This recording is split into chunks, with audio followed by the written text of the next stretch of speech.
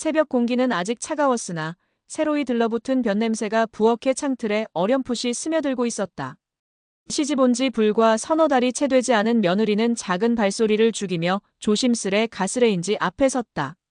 전날 저녁 설거지를 마친 뒤 시어머니가 정제수처럼 깔끔하게 정돈해둔 조리 도구가 조용히 빛나고 있었다. 칼끝은 벼려진 강철처럼 날카로웠고 나무 도마에는 수십 년간 베어든 무수한 칼자국이 은은한 결을 만들고 있었다. 그러나 투명한 윤기와 오래된 흔적들은 며느리에게 모종의 압박을 주었다. 이 부엌은 오랜 시간 시어머니가 지켜온 왕국이었고 며느리는 그 영토의 낯선 이방인이었다. 그녀가 처음 회집을 준비한 날 탕에 간은 짜지도 싱겁지도 않은 애매한 상태로 남았고 익숙지 않은 불 조절 탓에 채소는 물러터졌다. 식탁 위에 놓인 그릇들 사이로 흐른 미묘한 침묵이 며느리의 어깨를 더욱 무겁게 눌러두었다. 시어머니는 특별한 꾸지람을 늘어놓지 않았으나 작은 한숨소리 하나면 충분히 마음 한구석이 파였다. 이후 며느리는 매번 국자를 줄 때마다 소나귀가 겁에 질려 굳는 듯 했으며 칼끝이 재료에 닿는 순간마다 자신의 서투름이 모든 식재료를 상하게 만든다는 불안감에 휩싸였다. 조리라는 과정은 그에게 체계를 가진 과학이 아니라 함부로 다가가면 상처를 주는 유리정원처럼 느껴졌다. 그러나 시어머니는 그 불안의 기운을 알아챘다. 그는 어느 날 새벽 며느리가 조심스레 밥솥 뚜껑을 열던 순간에 부엌 문을 밀고 들어왔다. 별다른 언급 없이 쌀을 씻는 방법, 물 맞춤의 비율, 불세기의 단계 같은 기초 5가지를 작은 공책 한 장에 또박또박 정리해 주었다. 억센 충고도 부드러운 칭찬도 없었다. 대신 오래된 솥뚜껑에 스민 온기 같은 차분함이 글자 사이에 배어 있었다. 서투름을 탓하기보다는 시행착오가 반복될 수밖에 없는 과정을 함께 견뎌주겠다는 무건의 약속이었다. 며느리는 그날 이후 매 끼니마다 작은 실험을 지속했다. 물컵 단위로 재는 쌀과 물의 비율을 표로 기록했고 불 조절의 시간을 초 단위로 쪼개었다. 국간장과 소금, 된장이 만나는 순간마다 맛의 농도를 수첩에 적어 넣었다. 처음에는 도무지 감이 오지 않았던 재료들의 상호작용이 서서히 패턴을 이루기 시작했다. 버섯이 내는 은은한 단맛이 애초에 국물의 기저음을 높여준다는 사실, 고추씨와 다시마가 함께 들어갈 때 풍미가 깊어지는 구조 같은 것을 체득해갔다. 감각을 문자로, 경험을 수치로 옮기는 그 과정은 며칠 사이에 낯설고도 짜릿한 학습의 기쁨을 낳았다. 시어머니는 며느리의 기록 노트를 우연히 발견했다. 한 장 한 장 빽빽이 적힌 메모를 넘기며 그는 오래전 자신이 거쳤던 길목들을 떠올렸다. 자신 역시 새댁 시절 들쑥날쑥한 물의 양에 첫 찰밥을 태웠고 국간장과 진간장을 구분하지 못해 소고기국을 속절없이 검게 만들었던 경험이 있었다. 그 시절 처음 손에 넣은 자기만의 조리 노트는 낡은 수첩이었고 지금도 부엌 서랍 안쪽에 조용히 자리하고 있었다. 시어머니는 문득 그 수첩을 꺼내 며느리의 노트 위에 포개 두었다. 재료의 무게보다 시간을, 불의 강도보다 호흡을 기록한 사이사이에는 글로 남기지 못한 실패와 눈물이 겹겹이 스며 있었지만 그 흔적이야말로 사소한 방황을 견디게 한 비밀 연료였다. 며칠 후 두 사람은 약속이라도 한 듯 해질녘에 같은 시간에 부엌에 섰다. 시어머니는 오래된 냄비를 꺼내며 잡채를 준비했다. 며느리는 옆자리에서 채소를 씻고 물기를 털었다. 당면을 불리는 동안 양파, 시금치, 당근을 각각 다른 소금물 농도로 데친 뒤 찬물에 담갔다 빼내는 일은 손이 느릴수록 맛을 잃기 쉬웠다. 시어머니는 가만히 며느리의 동작을 살폈다. 이전과 달리 칼끝의 각도가 안정되어 있었고 채소가 물러지지 않게 데치는 시간조차분 단위로 치밀했다. 그 사이 시어머니는 육수를 만드는 비율을 설명하며 대파 뿌리에서 추출되는 구수한 향이 어떻게 다른 재료의 향을 묶어주는지 서술했다. 며느리는 한편으로 시어머니의 손놀림을 유심히 관찰했다.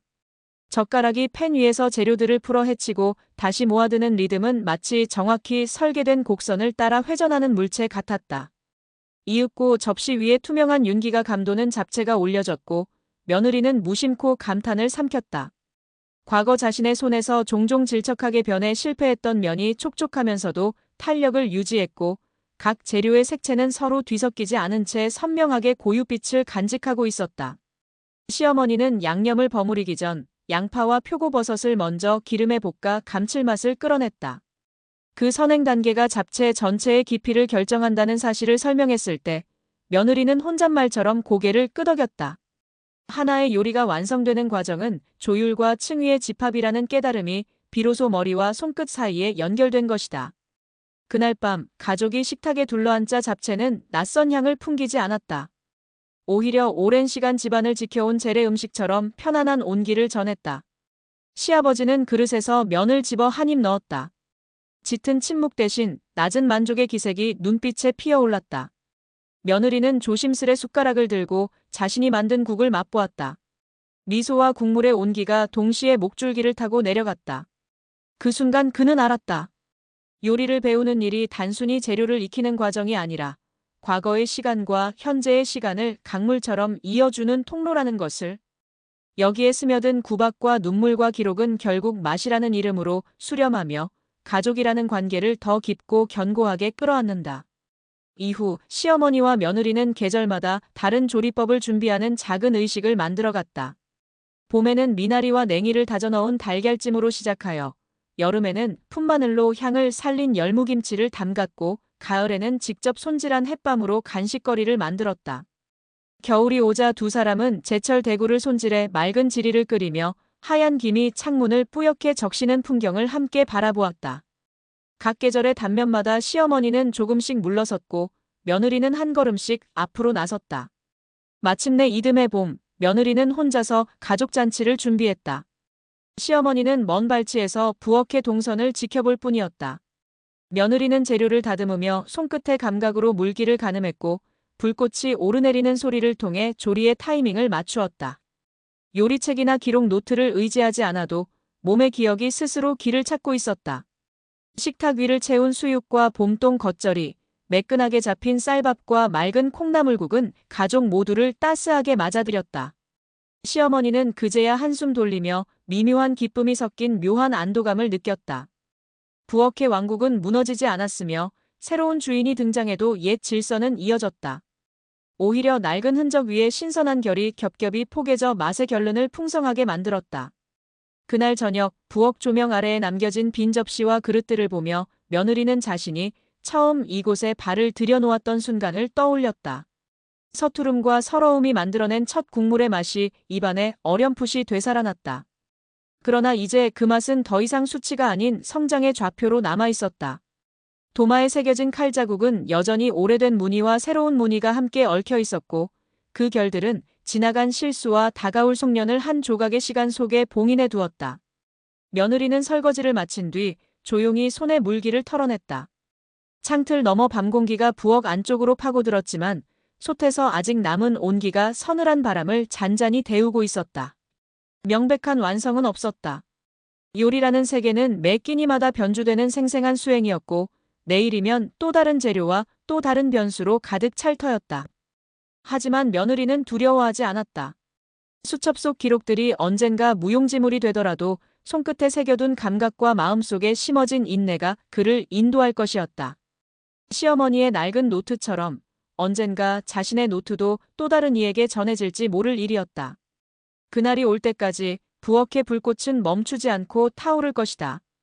그리고 그 불꽃은 한 세대의 실수와 눈물을 태워 향긋한 국물 냄새로 다시 태어날 것이다.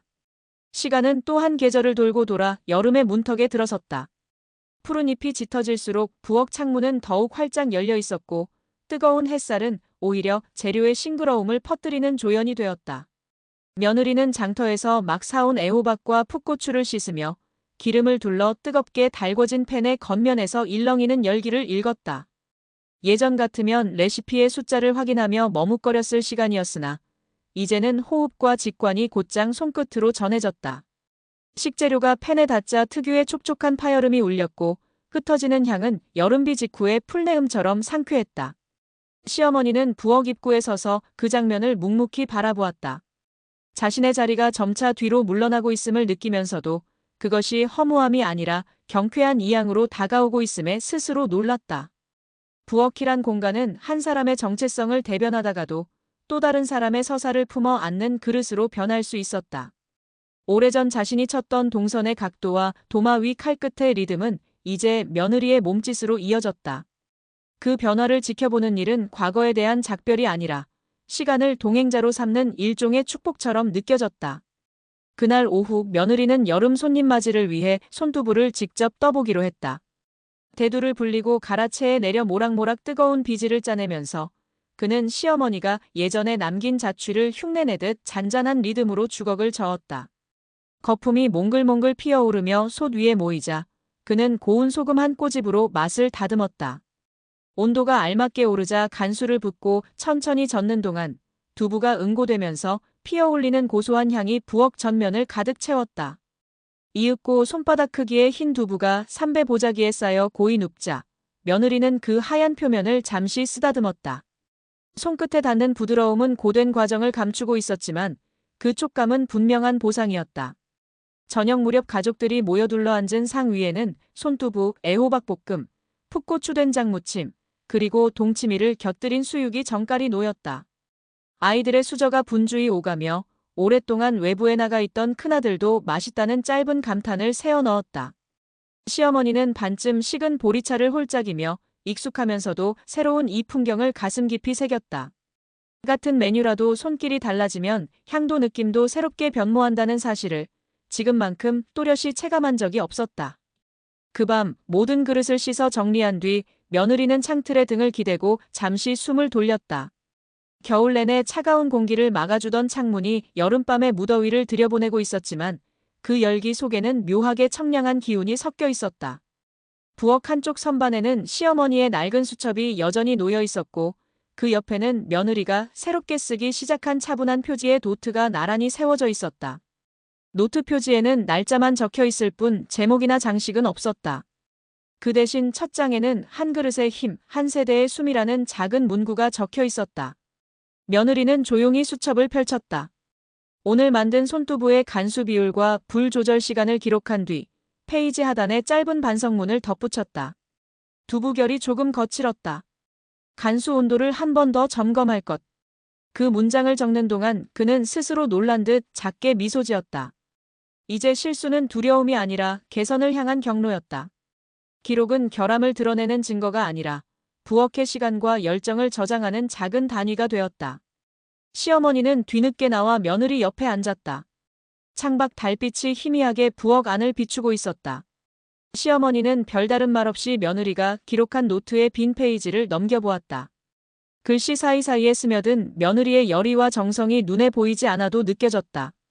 그 느낄 수 없는 향기가 바로 부엌의 불꽃이며 관계의 시간이었다. 시어머니는 자신의 오래된 수첩을 살짝 쓰다듬고는 조용히 노트를 며느리에게 되돌려 주었다. 바람이 잠잠해지자 부엌 조명 아래 남아있던 마지막 찻잔 두 개가 서로 부드럽게 맞부딪혔다. 그것은 다정한 경쾌함보다는 두 세대가 공유한 침묵의 합음처럼 느껴졌다. 며느리는 뜨거운 차를 따르며 생각했다. 자신의 노트를 언젠가 또 다른 손이 이어받을 수 있을까? 그날이 올 때 지금의 자신처럼 서투름으로 시작할 다음 사람을 위해 오히려 실수의 흔적을 지워서는 안 되리라 다짐했다. 실패의 기록 또한 맛의 뿌리였고 관계의 살이었기 때문이다. 삶은 매일 새로운 식재료를 제공하지만 조리하는 손이 없다면 식탁은 비어있을 뿐이다. 며느리는 천천히 전등을 끄며 속삭이지 않은 선언을 마음속 깊이 새겼다. 내일도 불을 지피고 냄비를 달구고 국을 끓이리. 그러다 보면 언젠가 또 다른 손에게, 또 다른 마음에게 이 불꽃을 온전히 건네주리라. 그때까지 부엌은 끊임없이 숨 쉴 것이며 한 세대의 노트는 다음 세대의 첫 페이지가 되어 다시금 따뜻한 국물 냄새를 세상에 퍼뜨릴 것이다. 계절은 다시 겹겹이 쌓여 새벽찬 이슬이 초록 나뭇잎마다 매달릴 즈음 며느리의 노트는 어느덧 빼곡한 잉크 자국으로 가득 찼다. 첫 장에 적힌 미숙한 줄 간격은 중반부터 안정된 필체로 바뀌었고 후반부에는 재료 배합표 옆에 작은 손글씨로 깨달음을 메모하는 여유까지 더해져 있었다. 불의 세기와 시간을 정밀하게 계산한 수치는 거듭된 시도 속에서 이미 손끝 감각으로 환원되었지만 그는 끝내 기록을 멈추지 않았다. 기록을 채우는 행위는 공부가 아닌 감사의 의식이었고 그 의식이야말로 부엌의 불꽃을 지키는 또 하나의 연료가 되었다. 그 무렵 시어머니는 이전보다 야윈 손목으로도 여전히 부엌의 기압을 살폈다. 그는 주로 새벽녘에 일어나 창문을 활짝 열고 날마다 달라지는 공기의 냄새를 먼저 들이켰다. 미세하게 변하는 바람의 온도와 습도를 짐작해 쌀을 불리는 시간을 조정하거나 장독대 뚜껑을 느슨하게 여닫는 사소한 몸짓이 이어졌다. 며느리는 그런 시어머니의 잔잔한 의례를 지켜보며 책으로는 설명할 수 없는 감각의 지층이 여전히 건재함을 느꼈다. 아무리 기술이 발전해도 하루하루의 기온과 공기의 촉감은 결국 몸으로 받아들이고 발로 걷듯 습득해야 할 세계였다. 오랜만에 가족이 모두 모인 한여름의 저녁, 집 마당에 작은 원목 테이블이 차려졌다. 커다란 도마 위에 푸르스름한 전복과 살이 오른 오징어가 올려졌고 그 옆에는 각종 여름 채소가 수분을 머금은 빛을 냈다. 며느리는 부엌에서 배운 모든 흐름을 자연스럽게 펼쳐 보였다. 오징어의 횡단면 사이로 칼날이 미끄러지듯 들어가고 전복의 내장을 손쉽게 분리해 쓴맛을 걷어냈다. 야외 화덕은 차분히 달궈졌고 순식간에 피어오른 불길 위로 해산물의 깊은 향이 솟구쳤다. 아이들은 평상에서 선풍기를 쐬며 웃음을 터뜨렸고 장남은 고기를 뒤집다 말고 불길의 세기와 타이밍을 묻듯 며느리를 바라보았다. 질문은 말로 전해지지 않았으나 그는 눈빛으로 대답 대신 리듬을 보여주었다. 고기의 단면이 살짝 물러질 즈음 불판 가장자리에 옮기는 동작, 그 짧은 호흡이 어른에서 아이로 이어지는 무언의 강이었다. 밤이 깊어져 쿰쿰한 흙내가 피어날 때 시어머니는 며느리의 노트를 다시 펼쳐보았다. 구석에 끼운 작은 메모지에는 모닥불 위에서 조개를 익힐 때 조개의 수분이 증발하기 전에 입을 닫는 시간 같은 세세한 문장들이 적혀 있었다. 그 세밀함 속에 숨은 애정이 시어머니의 마음에 고요히 스며들었다. 그는 조용히 부엌 선반에서 자신의 오래된 수첩을 꺼내 맨 뒤쪽 빈 페이지 한 구석에 짧은 문장을 남겼다.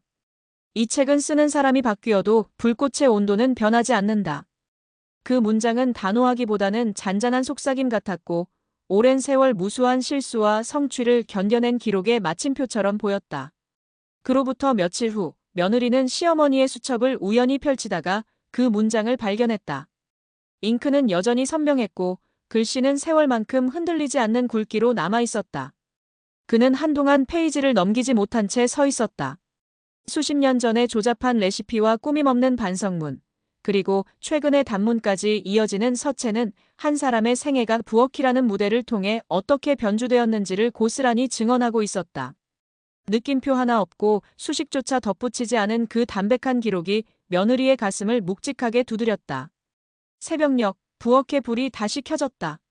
며느리는 쌀을 씻으며 물살이 좁은 채벽을 타고 흐르는 소리를 들었고 시어머니는 조용히 된장독 뚜껑을 열어 내부의 숨결을 살폈다.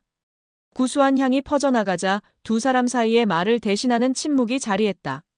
그 침묵은 오래된 숟가락 자국처럼 낡지 않았고 오히려 서로의 호흡을 반사하는 맑은 거울이 되었다. 며느리는 자신이 앞으로도 이 부엌과 더불어 늙어갈 것임을, 그리고 언젠가 또 다른 손길이 찾아와 새로운 줄기를 내리리라는 사실을 명확히 인식했다.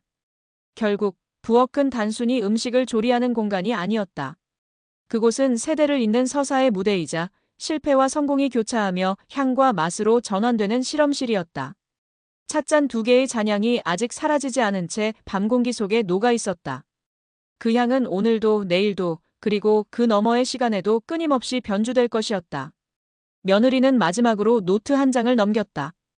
하얗게 비어있는 페이지 위에 손끝이 잠시 머문 뒤 천천히 날짜를 적었다. 그리고 붓끝을 세워 한 구절을 덧붙였다. 모든 맛은 한 번의 불꽃에서 시작하지만 그 불꽃을 지키는 일은 세대의 숨결로만 완성된다. 글씨가 마르기도 전에 창밖에서 동이 터오르고 있었다. 희미한 새벽빛이 부엌을 감돌자 며느리는 불을 켜지 않은 채 냄비를 올렸다. 물이 끓어오르는 소리가 다시 하루의 서막을 열고 있었다. 그 소리는 오래된 합주처럼 부드럽고도 넓게 퍼져 다시금 새로운 한 사람의 첫 페이지를 부르고 있었다. 그날 아침 집안은 평소보다 고요하게 깨어났다. 가족들은 각자의 방에서 천천히 움직이기 시작했고 부엌에서는 이미 국물이 끓는 소리와 찬장의 문이 부드럽게 여닫히는 소리가 들려왔다. 며느리는 냄비의 뚜껑을 살짝 열어 국물의 표면을 살폈다. 김이 솟아오르며 살짝 묽은 된장의 구수한 향이 퍼졌고 그는 그 향에 잠시 눈을 감았다. 그 냄새는 단지 오늘의 아침을 알리는 것이 아니라 어제와 이어진 이야기의 연장이자 내일로 건너갈 다리와도 같았다. 그는 밥솥을 열어 손등으로 증기를 쓸어낸 뒤 쌀알의 농도를 확인했다. 딱 알맞은 점성. 오래된 솥의 무게와 손끝의 감각이 교감한 결과였다. 며느리는 반찬들을 하나씩 꺼내어 그릇에 옮겼고 소리 없이 식탁 위에 놓았다. 고추잎 무침, 두부조림, 달걀찜, 그리고 시어머니가 오래전부터 담가둔 묵은지 한 접시. 모두 수수하고 단정했다. 특별한 연출은 없었지만 각자의 시간과 마음이 조용히 깃들어 있었다. 식구들이 하나둘 식탁에 모이자 말없이 숟가락이 오갔다. 아이는 달걀찜을 먼저 집었고 남편은 된장국에 밥을 말아 먹었다. 시어머니는 구수한 미소를 지으며 조용히 묵은지를 가위로 잘랐다. 별다른 말이 없어도 온기가 흐르고 있었다. 그 온기는 말보다 오래 남는 것이었고 누군가의 성실한 시간 위에만 피어나는 미묘한 감정이었다. 식사가 끝난 뒤 며느리는 식탁을 정리하며 노트 한 구석에 짧은 문장을 덧붙였다. 하루 한 끼라도 정성을 다해 먹이면 그 하루는 결코 허투루 지나가지 않는다. 그 문장은 오롯이 오늘을 위한 다짐이자 미래 어느 날 돌아볼 수 있는 메모였다. 식사가 단순히 배를 채우는 일이 아니라 하루라는 시간을 부드럽게 감싸는 궤도라는 사실을 그는 이제 몸으로 이해하고 있었다. 부엌 창문 너머 햇빛은 점점 짙어지고 있었다. 며느리는 커튼을 조금 걷고 쌓아두었던 식재료 목록을 다시 확인했다. 내일은 시장에 나가야 했다. 마늘과 된장이 떨어져 가고 있었고 냉장고에는 여름가지가 한 상자 들어 있었다. 그는 조용히 중얼처럼 마음을 정리했다. 내일도 다시 끓이자. 조금 다르게, 그러나 여전히 같은 마음으로. 그렇게 또 하루가 부엌에서 시작되고 있었다. 익숙한 조리도구들이 제자리를 지키며 주인의 손길을 기다렸고 냄비 위 수증기는 천천히 천장을 향해 흘러올랐다. 그 향기 속에는 지나온 시간과 다가올 시간이 조용히 어깨를 나란히 하고 앉아 있었다.